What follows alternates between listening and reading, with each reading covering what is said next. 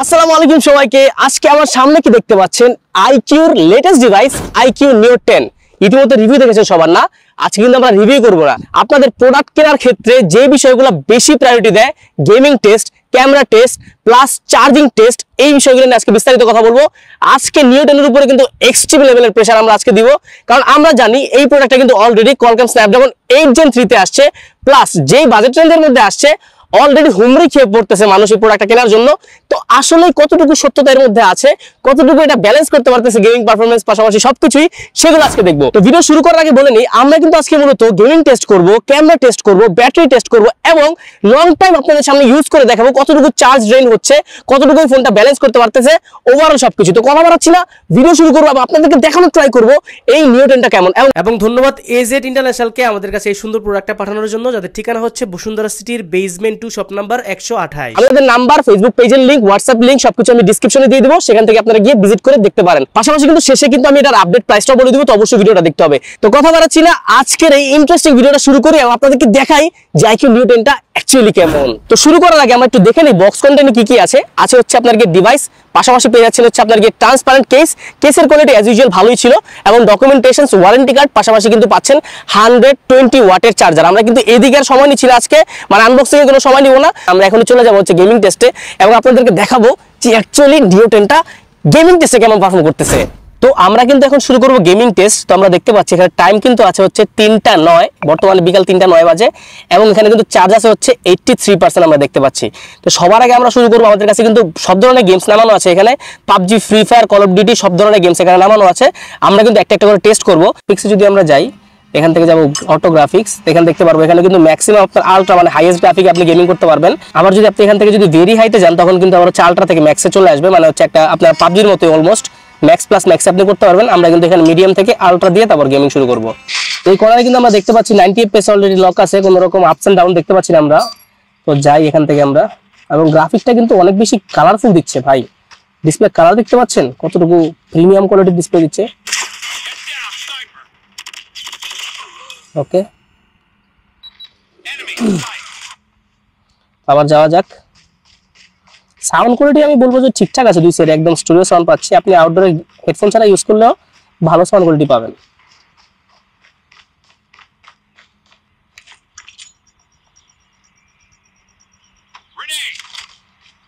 তো 90টা কিন্তু এখানে লকই আছে, কোনো রকম আমরা আপস দেখতে পাচ্ছি না। আর ভাই অনেস্টলি বলতে গেলে আমি নিজে একটা গেমিং লাভার, আমি কিন্তু মানে গেমিং মোটামুটি ভালোই করি। কারণ যারা জানেন না তাদেরকে বলে দিই, আমি কিন্তু আগে পাবজিতে টুর্নামেন্ট খেলতাম।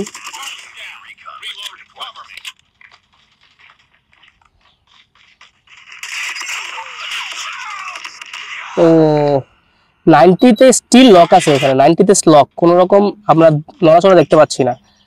মানে যে ব্যাপারটা কিন্তু অনেক বেশি ইন্টারেস্টিং।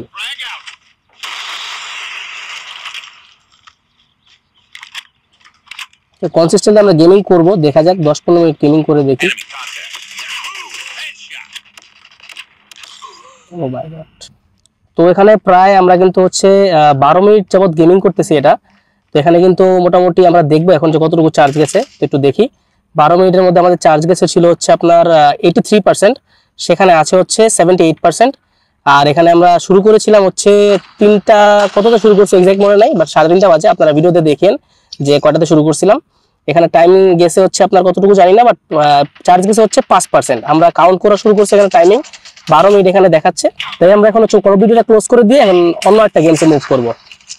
তো আমরা কিন্তু শুরু করলাম এখন পাবজিতে যদি সেটিংসে যাই, তাহলে কিন্তু এখান থেকে দেখতে পারবো গ্রাফিকে গেলে স্মুথ প্লাস এক্সট্রিম প্লাস, তার মানে 90 FPS এখানে পাচ্ছে। আপনি কিন্তু এইচডিআর যদি প্লে করেন, এইচডিআর কিন্তু 60 FPS পর্যন্ত পাবে, বাট আমরা 90 FPS দিয়ে ট্রাই করবো। 90 FPS এক্সট্রিম প্লাস মানে 90 FPS দিয়ে ট্রাই করবো। এখানে কিন্তু দেখতে পাচ্ছেন স্ক্রিনে 90 FPS দেখাচ্ছে, লক আছে এখানে। তো আমরা একটা গেম প্লে শুরু করি এখন। তো গ্রাফিক্সের কোয়ালিটি কিন্তু ভাই অনেক ভালো, মানে কালারটা দেখছেন কতটুকু মানে জোস, এবং জায়রও কিন্তু ঠিকঠাক ভাবে কাজ করতেছে, বা স্কোপিনে কিন্তু কোনো কাঁপতেছে না। দেখা যাক। ও জোস।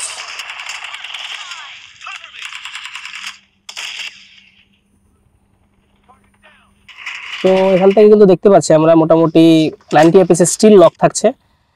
আর আই গেস ম্যাচটা আমরা জিতে যাব, দেখি।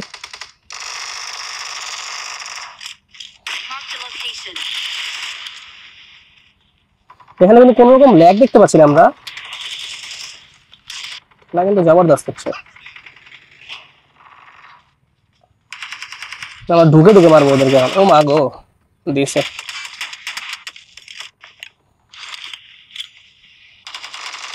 দেখি এমবিপি নেওয়া যায় কিনা। আমাদের কর্নারে কিন্তু এফপিএসটা দেখতে পাচ্ছেন, এখানে কিন্তু শো করতেছে 90 FPS still, 90 FPS still lock করা আছে। এখানে ল্যাগ নাই কোনো রকম।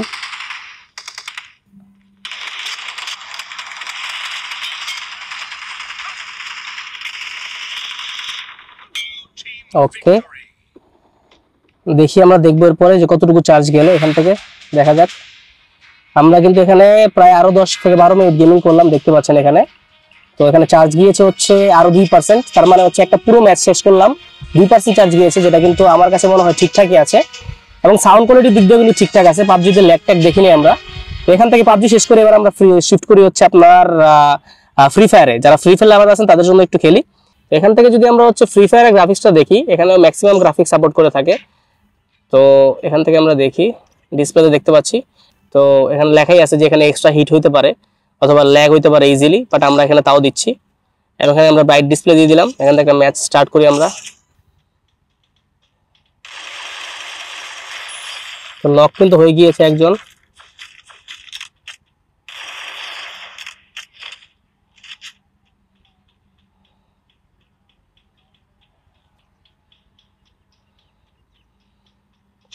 এখানে আমরা দেখতে পাচ্ছি 60 এফপিএস কিন্তু কন্টিনিউয়াসলি লক আছে এইদিকে।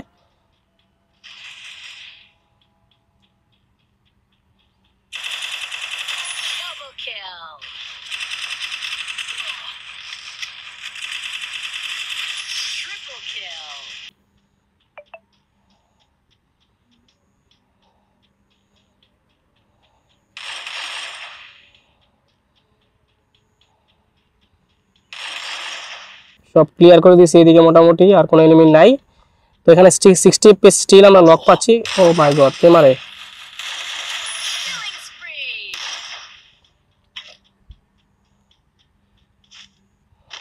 তো ফ্রি ফায়ারে কিন্তু ঠিকঠাকভাবে গেমিং করতে পারতেছি আমরা। তো মোটামুটি প্রায় 1 ঘন্টার মতো গেমিং আমরা করতেছি। তো দেখা যাক এখানে কতটুকু চার্জ গিয়েছে। এখানে প্রায় 40 মিনিট গেমিং করার পরে 83% ছিল, এখানে 75% আছে। তার মানে 8% চার্জ আমরা 1 ঘন্টা গেমিং করার পরে গিয়েছে। আপনারা বুঝতে পারতেছেন আসলে ব্যাটারি ব্যাকআপটা কতটুকু মারাত্মক লেভেলের এখানে আমরা পাচ্ছি।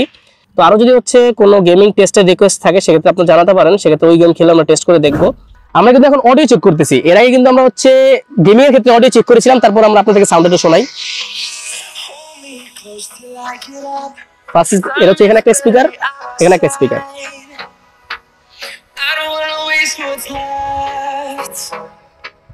যথেষ্ট লাউড সাউন্ড কিন্তু এখান থেকে প্রোভাইড করতেছে।